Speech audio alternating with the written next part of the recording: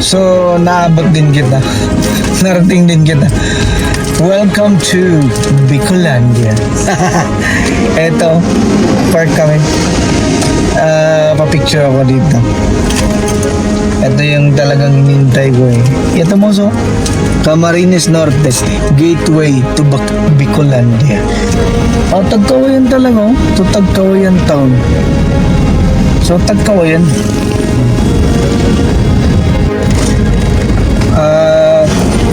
Kapapasok lang namin sa Camarines Sur. Ito, ang dami ng nakainirang truck. Parang ito yung tulugan nila. Nasunod nga. Nasaan na kaya yung tulugan namin? 10 p.m. na. So, sobra 12 hours na kaming gising. Parang ano na kami, 17 hours na gising. Gusto sana namin dito, pero parang ano yung parang nakakatakot na lugar. So, alis tayo. Alis tayo dito, alis tayo. Ano lang, tayo lang, stretching. Just diretso na. Sige. Katatapos lang namin kumain ng dinner. Hindi na ako nag-video kasi ang dilim. Pero dito kami nagluto sa bypass ng Gumaca. May ano naman, para silang ito. May di ba? Nasa highway lang. Parang ano naman boulevard. So dito na kami kumain. Ang plano is biyahe lang kami ng biyahe hanggang 12 a.m. or hating gabi. 12 to 1 ganun. Tapos kung saan kami madatnan, doon na kami matulog, mag-rest saglit. Tapos bukas didiretso naman. Yun lang muna yung plano ngayon. Palabas na kami ng bypass. So yun So yan. Bicol pakanan, Bicol Calawag kanan. Kaliwa is Lopez, Manila. So ito yung yung overpass na ginawa pa. Hindi pa tapos. Parang yung last time dumaan kami dito is maaraw pa. Maliwanag pa. So kitang-kita namin to. Okay, so nasa na kami, Calawag, Quezon. Sa nakita ko sa mapa, parang ito yung Calawag, Quezon East. Parang dito yung matatagpuan yung dito banda yung Welcome to Bicolandia. Ito na yung boundary yata eto, sira na naman. Talagang hindi ka pwedeng magpatakbo ng matulin kasi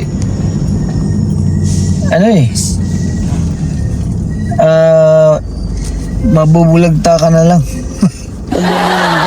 Mabubulaga ka na lang. Bulagta na higa. Ano yun, ma'am? Nahiga sa floor. Ay, hindi pala. Mabubulaga ka na kasi talagang wala kasing street lights. So, hindi mo nakikita yung daan. Parang lang, ang nangyari dito is nagtutulungan kayo ng mga kasabayan mo sa daan.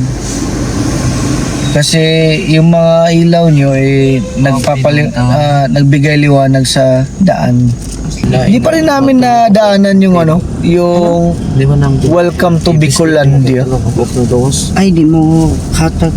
Hindi pa namin nakita Kasi sa map nasa siya, may Calawag.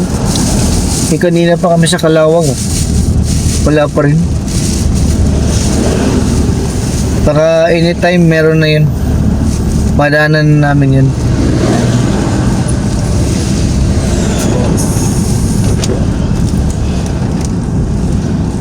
So, naabot din kita.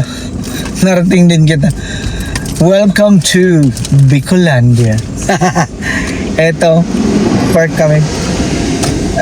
papicture ako dito. Ito yung talagang hinintay ko eh. Ito mo so, Camarines Norte, gateway to Bicolandia. Tapos na kaming mag-video, mag-picture. Woo! Narating din namin. So, diretso na tayo.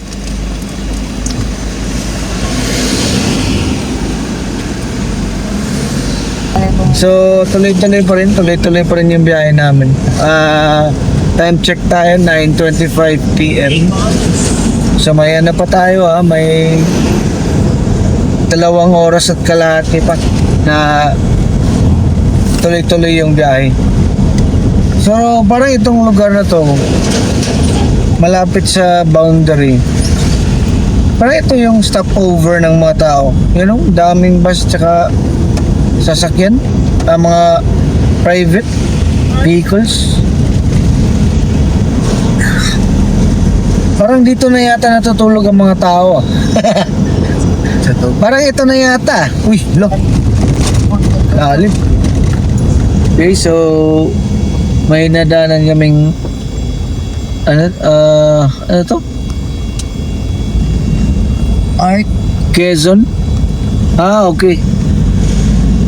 Ang dilim kasi ng ano nila? Art. Basta nakasulat Tagkawayan Quezon. Tagkawayan talaga to Tagkawayan town. So Tagkawayan. Saan ba yung Tagkawayan?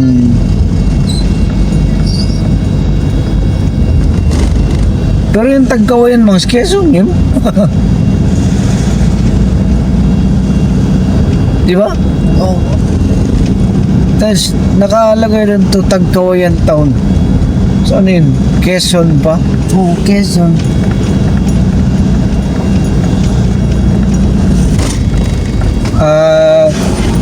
Kapapasok lang namin sa Camarines Sur. Ito, ang dami ng nakailang truck. Parang ito yung tulugan nila. Masunod nga. Nasaan na kaya yung tulugan namin Hindi, wala pang 12 wala pang 12. So, sige lang, diretso lang. Basta ano na kami, Camarines Sur. Pero hindi kaya talaga na diretsuhin yung Matnog kasi 6 hours pa maliban na napakaaga kasi namin gumising kanina sa umaga. 5 AM pa lang gising na kami na palengke sa Batangas. So kung bilangin natin 5 AM ngayon ano na mag 10 PM na. So sobra 12 hours na kaming gising. Parang na kami 17 hours na gising.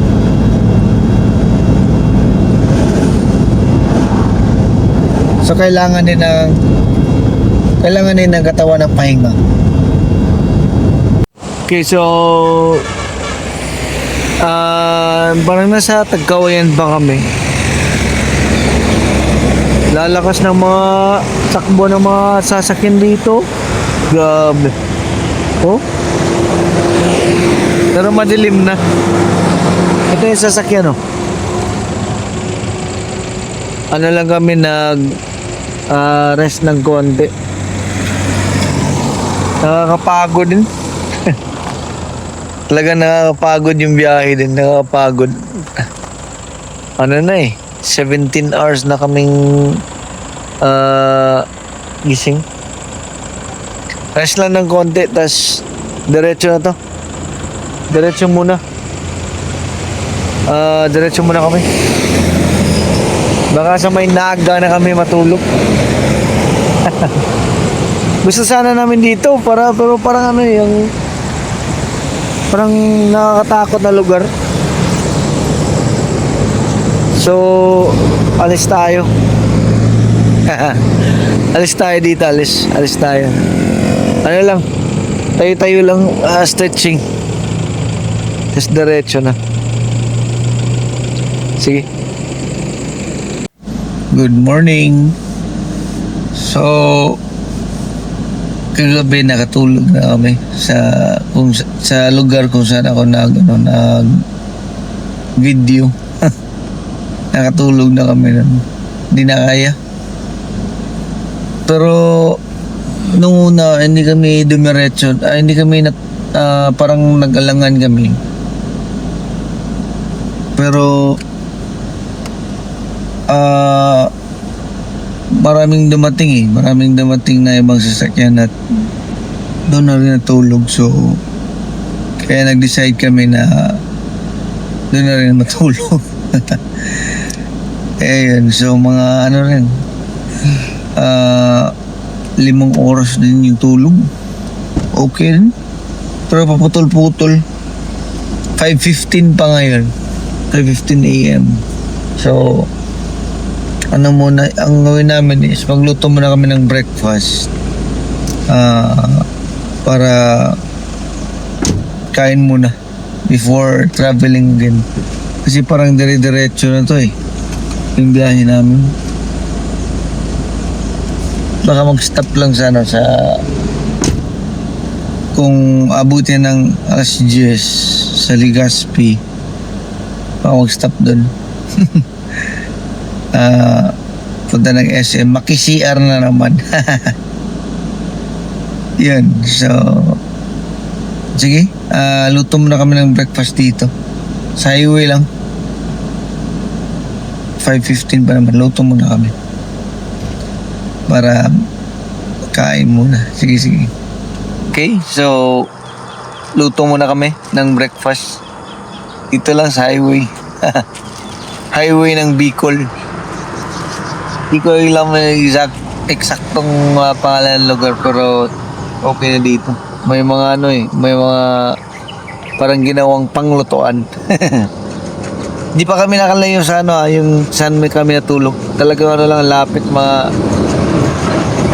yung nga yata umabot ng 1 kilometro may nakita kami lugar dito. So okay na to. Kasi tingnan niyo naman, may inayos dyan oh.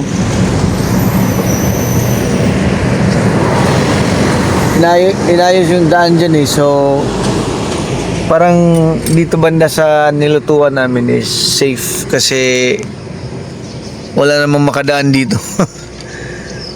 Yan, natutulog pa yung mga anak ko sa loob. Sige, luto muna kami. Okay, Ganda. so tapos na kaming mag-breakfast. Hindi na ako nag-video kasi parang ang daming Taas na sikat ang araw taas na sikat ang araw, tapos ang daming mga ganap. Marami kaming ginagawa. Din ako, nag-transfer ng mga files ko sa laptop. So tayo tapusin ko lang to, konti na lang. Time check tayo, wala pang 7 AM, so diretso kami talagang dire-diretso lang to. Talagang ang mahalaga ngayon is makatawid. Pakauwi. Kasi may pasok ako. Hindi pa uwi. Tawid lang. Tawid lang muna ng Samar. Kasi parang imposible na madiretso namin yung Cebu. So, dahan-dahan lang. Sakto lang. Basta ngayon, maligo muna kami doon sa Kamalig, yung tinuluyan namin pagdating sa Luzon. Sa Albay pala. Ligo lang kami doon. Kasi parang per hour yung rates. So doon kami maligo, mag-freshen up, tapos siguraduhin na makatawid na wala namang problema tawiran sa Matnog to Allen or Allen to Matnog kasi 24 hours. So non-stop yung operation. Pagtawid namin, diretsuhin namin yung Samar na tawirin papuntang may San Juanico. Doon na kami mag-overnight kasi may mura din doon Sigurado gagabihin na kami doon. So doon na kami mag-overnight. So 20 nga. So bukas 21 diretso na kami ng Isabelite. Sakto lang. Kung makasakay kami sa gabi ng 21, mas maayos. Pero pinakamatagal 22 3 AM. Yun yung sinakyan namin last time, 3 AM. Sige, tapusin ko lang to, tas alis na. Okay, so dire-diretso na to, dire-diretso ng biyahe. Mas mabuti ng may araw na. Nakikita mo na yung mga butas sa daan. You know, eto. Oo, di ba? Alam mo na kung saan ka lulugar. Karadre, si Eka? Talagang ano eh. Share kayo? May CR. Ito. Ikot tayo ah. Kasi pag CR yung anak ko. You know, may CR naman. Pagas na lang ako siguro ng konti. Sige, CR kayo ma'am. Pagas ako ng konti. Nasa ano na kami sa Ragay. Hugo kayo. Ragay. So ano lang parang sadyain mo yung Ragay proper. Pero Ragay na to. Pero yung mismong poblasyon sadyain mo yun. Nasa loob. Parang pagkatapos ng Ragay yun yung Sipukot. Yun yung nakita ko yun. Sipukot. Oo, mga truck. Ang dami pa rin truck. Talagang yung truck kagabi pa hanggang ngayon. Mga 24 hours yata talaga yung biyahe ng mga truck dito. Wala talagang tigil. Kaya siguro yun yung isang dahilan kung bakit nasira yung mga daan dito dahil sa mga truck. Ilang tons yung mga truck na yan.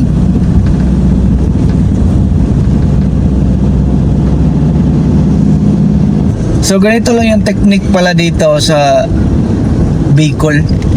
Sa gilid ka lang dumaan. Magpagilid ka lang sa pinakagilid ng daan kasi ano malinis yung daan. Pag nasa gitna ka, ang daming lubak-lubak. Oo, ang daming lubak-lubak. Di makinis yung daan. So, ganyan lang yung technique talaga. Pagilid ka lang sa daan.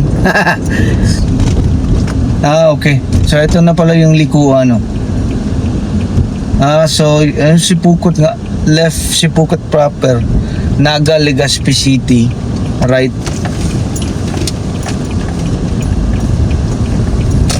So, dito na nag-uumpisa yung yung mga traffic.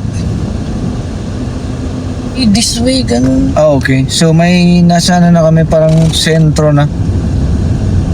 Ano tong lugar na to? Pamplona. Parte ng Pamplona to. Pero yung parang poblasyon nila is pasukin mo, parang sadyain mo, Pamplona town proper. Sa kaliwa. Sadyain mo. Tas sa kanan naman Pasakaw. Ano yung Pasakaw? Tas diretso lang City of Naga. Dami talaga yung dito, daming mga bus liner. Siguro ang gabing sira ng kotse. Wasak. Paano yan? Traffic, di ba?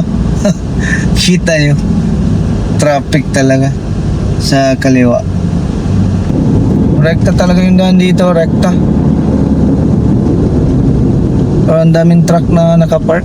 Ano yung kanina pang Grabe pala tagal yan. ng Ano mang? At kanina ang tagal ng Honda. May inayos na daan. Bali one way pa. One way style.